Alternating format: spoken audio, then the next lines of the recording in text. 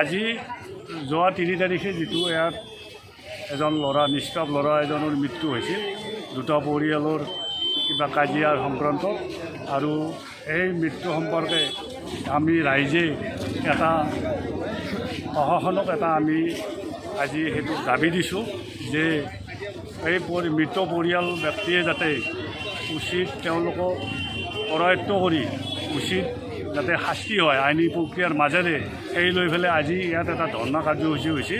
আজি আমি আমাৰ নলবাৰী জিলাৰ আৰক্ষী বিভাগ অতিৰিক্ত আৰক্ষী বিভাগ মহোদয় আমাৰ ইয়াত আজি উপস্থিত হৈছে আৰু হৈ কিনে তেওঁলোকে আমাৰ ৰাইজক এটা প্ৰতিশ্ৰুতি দিছে যে হত্যাকাৰী নিশ্চয় হত্যাকাৰী ওলাব নিশ্চয়, এইটো ৰাইজক এটা আশ্বাস দিছে আৰু তেখেতসকলে কৰায়ত্ব কৰিব। গতিকে ৰাইজে আমি সুবিচাৰ পাম, আমি যিটো দাবী জনাইছোঁ সেই দাবীৰ আমি এটা নিশ্চয় ফল পাম। সেই লৈ আজিৰ এই অনুষ্ঠানটো তাৰমানে ইয়াত কৰা হৈছে।